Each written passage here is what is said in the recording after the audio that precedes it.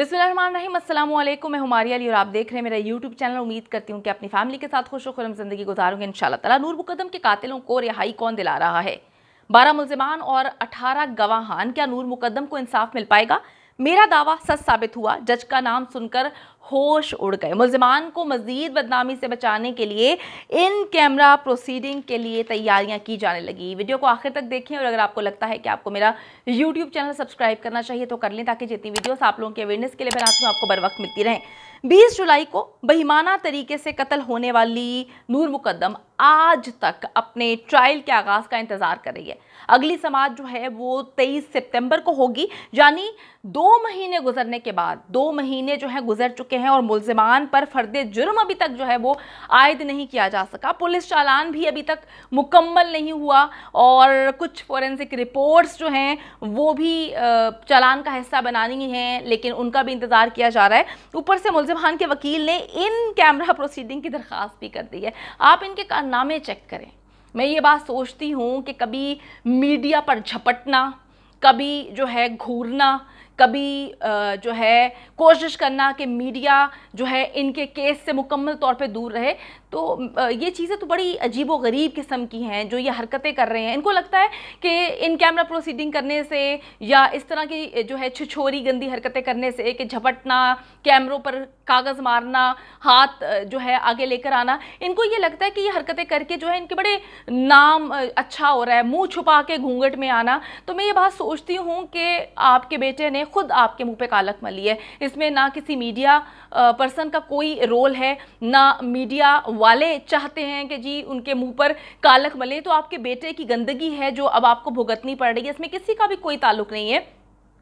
आपके बेटे ने गंदगी की, आपने उस गंदगी को छुपाने की कोशिश की, तो आज आप दुनिया के सामने जो है आप भी बेनकाब हो चुके हैं, आपका पूरा ख़ानदान बेनकाब हो चुका है। इसमें किसी का तो कोई ताल्लुक ही नहीं है। तो अच्छा जी, अब आप देखें कि इस वक्त नूर मुकद्दम के जो कातिल हैं उनको नूर मुकद्दम के कत्ल से जी कोई लेना देना नहीं है। उनको ज़रा बराबर, रत्ती बराबर भी फ़र्क नहीं पड़ता कि उनके दरिंदे बेटे ने दरिंदों की तरह जो है एक लड़की को कत्ल कर दिया। ने सिर्फ कत्ल किया बल्कि उसका सर तन से जुदा कर दिया। इनको कोई रिग्रेट नहीं है। ज़ाहिर जाफ़र के जो है रवैये से लगता नहीं है कि उसको कोई रिग्रेट है, और ना उसके वालिदैन के रवैये से लगता है कि उनको अपने बेटे की इस हरकत पर कोई जो है ज़रा सी भी रिग्रेट नहीं है। उनको बड़े बेशर्म किस्म के लोग हैं, बड़ी बेशर्मी के साथ आते हैं और बड़ी बेशर्मी के साथ जो है वो ढिठाई के साथ झूठ भी बोलते हैं। इन्हें मालूम है कि अगर ट्रायल जो है वो ओपन प्रोसीजर उसका हुआ, प्रोसीडिंग उसकी की गई, तो इनके मकरू चेहरे जो भी खुल के दुनिया के सामने आ गए हैं मुकम्मल तौर पर जो है बेनकाब हो जाएंगे। वो कहते हैं ना कि ज़रा सा भरम अभी बाकी है इनके मुताबिक, लेकिन इनको लगता है कि इनके सारे के सारे काले करतूत जो है वो फिर सबके सामने जो है खुलना शुरू हो जाएंगे। जैसा कि मैंने जो है मेरी अपनी एक्सपर्ट टीम है, मेरे सोर्सेज हैं जो कि एक्सक्लूसिव इन्फॉर्मेशन आप तक पहुंचाते हैं और बताते हैं कि अपने किस तरह से ये लोग गंदगी कर रहे हैं। कभी ये यूट्यूब कभी ये जो है यूट्यूब, फेसबुक और इंस्टाग्राम से चीज़ों को रिमूव करने के लिए थर्ड पार्टी को डालते हैं। तो ये बहुत सारी ऐसी चीज़ें कर रहे हैं। कभी ये अपनी दोस्त को असमत आदम जी कराची से इस्लामाबाद भेज देती हैं, वो बैठ के जो ऑल फॉल फजूल सी एक प्रेस कॉन्फ्रेंस करती हैं, फिर लोगों को नोटिस भेजे जाते हैं, फिर लोगों को डराने की कोशिश की जाती है, फिर लोगों को सेटलमेंट के लिए कॉल की जाती है। ये सारी चीज़ें हम डे वन से देख रहे हैं। तो और आपने कितना गंदा होना है। तो अब आप ये देख लें कि इनकी इन कैमरा प्रोसीडिंग की सूरत में कातिल ज़ाहिर जाफ़र और उसका गैंग जो है उसको सज़ा तो देखें जी हो जानी है, होनी ही होनी है, क्योंकि जितना प्रेशर बिल्टअप है और जिस तरह से इमरान खान साहब ने नोटिस लिया हुआ है, जिस तरह से हर शख्स जो है वो चाहता है कि इस दरिंदे को, दरिंदी फैमिली को जो है वो कड़ी से कड़ी सज़ा मिले। लेकिन किसका क्या रोल है, क्या किरदार है, किसने क्या किया, किसने सपोर्ट की, किसने सहूलतकारी का रोल अदा किया, सहूलतकार का रोल अदा किया, क्या क्या चीज़ें जो हैं लाश को ठिकाने के लिए कौन कौन सरगर्म अमल था। ज़ाहिर जाफ़र ने आखिर नूर मुकद्दम को इतनी बुरी तरह से तशद्दुद करके बेरहमी के साथ कत्ल क्यों किया, उसकी गर्दन जो है क्यों उतारी, क्यों उस पर इतना वैश्यों की तरह तशद्दुद किया, ये सारी चीज़ें जो हैं वो खुलकर तो फिर सामने नहीं आ पाएंगी। कौन कौन सी वीडियोस हैं, तस्वीर हैं, मोबाइल फ़ोन्स में, लैपटॉप से बरामद हुई, किसने किसको क्या भेजा, ये तो सारी की सारी बातें जो है वो पोशीदा ही रह जाएंगी। अच्छा जी, मैं आपको बताऊं कि मैंने एक पिछली वीडियो में आपसे शेयर किया था कि नूर मुकद्दम कत्ल केस का ट्रायल जो है वो किस जज की अदालत में लगने का इम्कान है, और आप ये देख लें कि ये भी क्लियर हो चुका है कि केस जस्टिस अता रबानी साहब की अदालत में लग चुका है। तो बहुत सारी चीज़ें अब आहिस्ता आहिस्ता क्लियर होना शुरू हो गई हैं। अब आगे चलकर ये भी पता चल जाएगा कि जो ये चाहते हैं, इनकी जो डिमांड है इन कैमरा प्रोसीडिंग की, वो उस दरख्वास्त पर कितना अमल होता है, उसको एक्सेप्ट किया जाता है या रिजेक्ट किया जाता है, और इसमें नूर मुकद्दम के वालिद साहब जो हैं, शौकत मुकद्दम साहब जो है वो क्या स्टेप लेते हैं। तो बहुत सारी चीज़ें हैं जो क्लियर होनी है।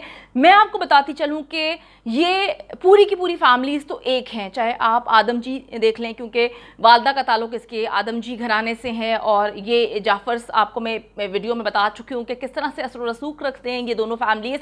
इस वक्त ये कोशिश यही कर रहे हैं कि असमत आदम जी और उनका जो शोहर है जाकिर जाफ़र, उसको हर हाल में ये बाहर निकालें। और जब से थेरेपी वर्क्स की टीम बाहर है, जब से थेरेपी वर्क्स की टीम को जो है बेल मिली हुई है, ज़मानत पे रिहा उनको किया गया है, तब से ये लोग ज़्यादा इस बात को फोकस हो गए हैं कि हम हर हाल में जो है वालिदैन को बाहर निकालें। बाद में फिर देखते हैं कि इसके दरिंदे बेटे के साथ जो उनका दरिंदा बेटा, ये लोग क्या करते हैं।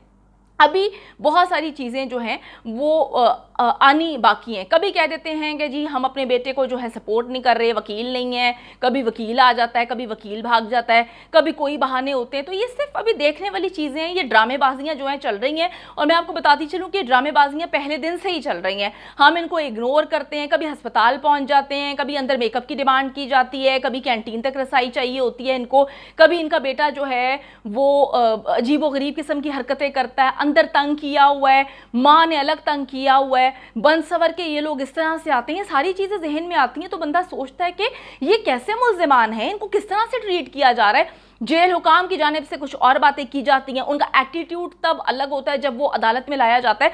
अजीबो गरीब किस्म की उनकी हरकतें होती हैं, आप सब देख सकते हैं। उनके कपड़े प्रेस्ड होते हैं, बाल भी अच्छे तरीके से बनाए होते हैं। मैडम असमत आदम जी तो ऐसे आती हैं जैसे कि वो किसी मॉडलिंग शो में जा रही हैं। मुंह उन्होंने ऐसे ढका होता है जैसे कि पता नहीं इनके बेटे ने कारनामा अंजाम नहीं दिया, इन्होंने खुद ही दिया है। तो बात तो ये है कि जो इन सब ने गंद मचाया है, ये गंद तो अब दुनिया के सामने आना चाहिए और हर हाल में आना चाहिए। आगे देखते हैं कि आगे क्या होता है। ऊंट किस करवट बैठता है, हम सबको सिर्फ इस चीज़ का इंतज़ार है कि जो दरिंदा ज़ाहिर जाफ़र है, जिसने दरिंदगी की कोई जो है कसर नहीं छोड़ी, वो दरिंदों से भी मैं कहती हूँ कि 1000 गुना आगे है। शायद उसके अंदर मुझे नहीं लगता कि इंसानियत नाम की चीज़ है। हर उस शख्स को, हर उस औरत को आना चाहिए, जो है सामने आना चाहिए जिसके साथ इस दरिंदे ने दरिंदगी की। हर उस शख्स को सामने आना चाहिए कि जिसको इसने तकलीफ दी। लेकिन अभी लोग जो हैं वो छुप के बैठे हुए हैं, क्योंकि लोगों को हमेशा यही लगता है कि जी नूर मुकद्दम के साथ हो गया, हमारे साथ तो नहीं होना।